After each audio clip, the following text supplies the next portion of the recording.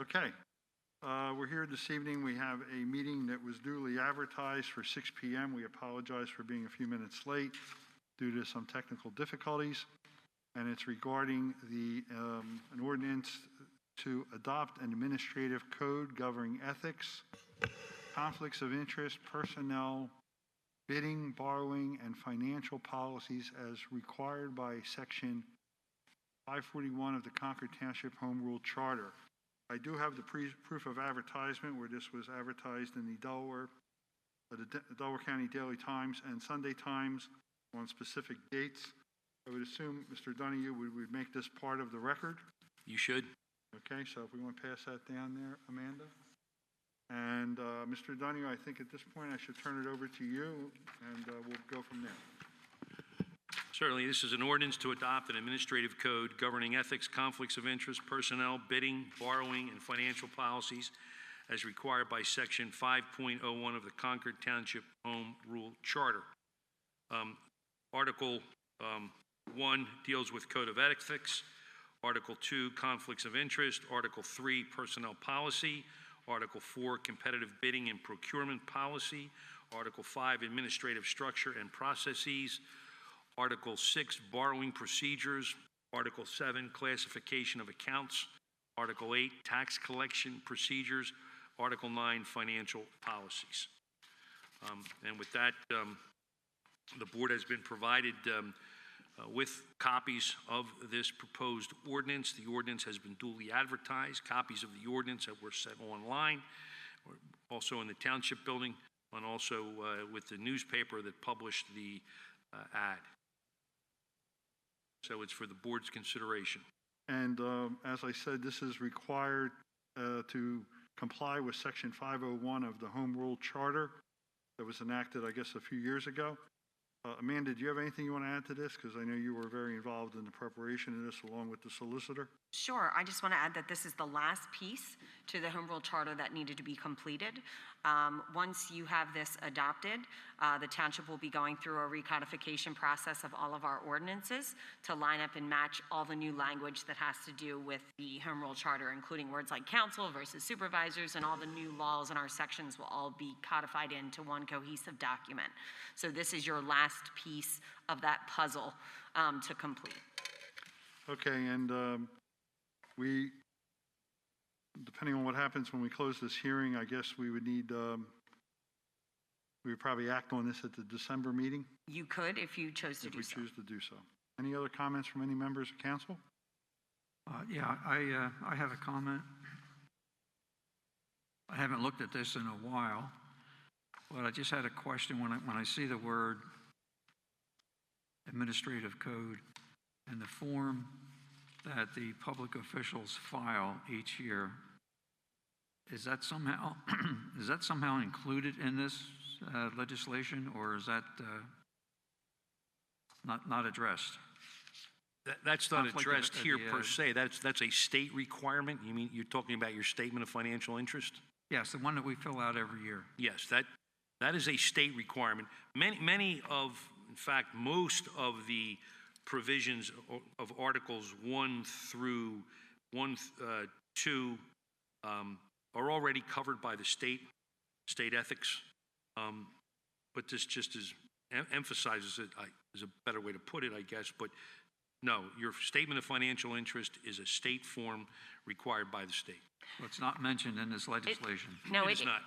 Well, Q. Yes. In Article 2, conflicts of interest, it talks about financial interest and disclosure of interests, which are a part of your financial interest statement that you do with the state. So this, more like Hugh was saying, mirrors some of those things that are already in place. But the difference, John, would be that your statement of interest form is a form that you fill out each year as a public official or office holder, setting forth certain parameters of what you have and what you don't have and what business dealings you have with the municipality and or the Commonwealth. Here, as Amanda has brought up, conflict of interest sort of covers that, but also covers and addresses where council members are to disclose an interest if they have a particular piece, an interest in a particular piece of legislation, et cetera, and they should disclose that and refrain from voting on that type of thing. I got another question popped up in my mind here. When I look at the caption, it talks about borrowing. Where do I find any provision for borrowing in the body of the ordinance?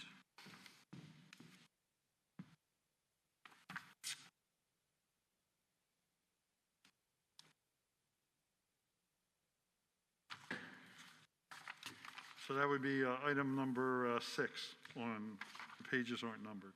Yeah, so under section 6-100, it suggests the procedure and requirements for township borrowing is governed by the Department of Community and Economic Development and set forth in detail in the Local Government Unit Debt Act. Borrowing, okay. And that's the standard we're adhering to now, if I'm not mistaken. And It is. anytime we do any borrowing, we have to be compliant with that Act 53.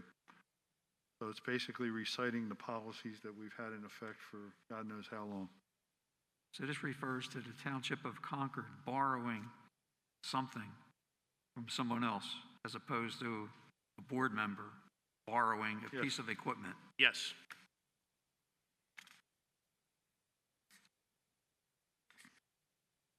Thank you for the clarification. All right. Any other questions or comments? John, did you have something?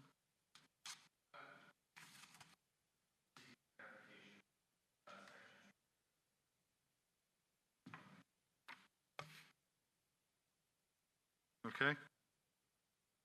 I have a question. Go ahead, Colleen. On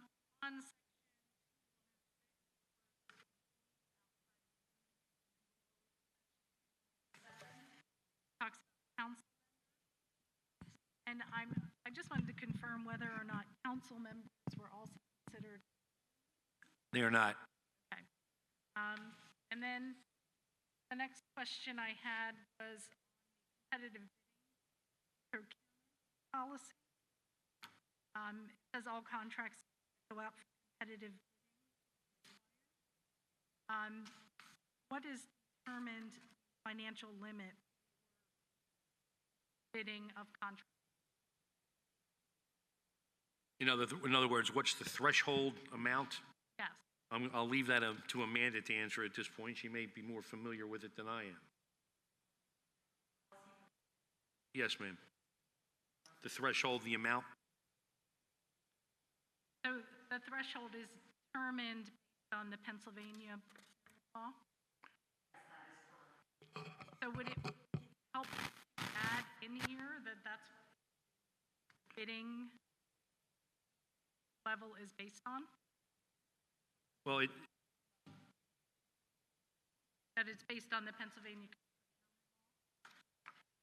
it says requirements for competitive bidding, and also in accordance with the second-class township code, competitive bidding of contracts, and the purchasing handbook, which is the Pennsylvania Governor's Center for Local Government Services, 13th edition, February of 2019, and subsequent revisions.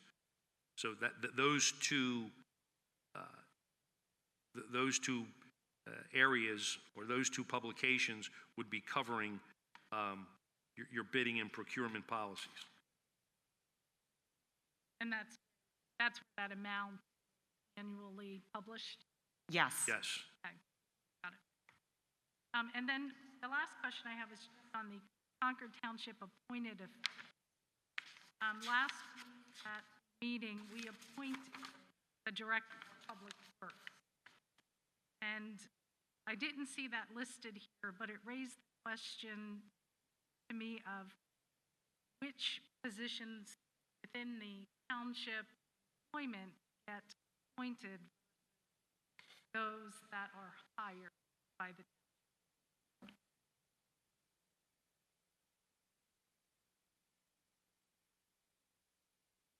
So in other words, you're asking what's the difference? Are appointed officials also hired by the township? Well, we appointed the Director of Public Works last at public. Yep. So I didn't see that listed. One of the appointed officials noted A and S on the list. So the first question was, should that be an appointed position, and are there others that are appointed that are at the director level in the township? My experience has been that the Public Works Director has not been in an appointed position, and perhaps that should have been more that we were just introducing him to the public. But I think if you look at the positions so listed as appointed, they do not include the Director of the Sewer Department or other similar things. So I think that perhaps the confusion might lie in the fact that we use the word appointed instead of introduced. He is just hired as an employee. And I think that's a great distinction. Colleen had mentioned this, that the question being, which I thought was a really great one, because you also have the second-class township code sort of that has operated in years past, how you've appointed folks every year annually. And there was a question as to whether or not the appointed folks should be the folks who report directly to council.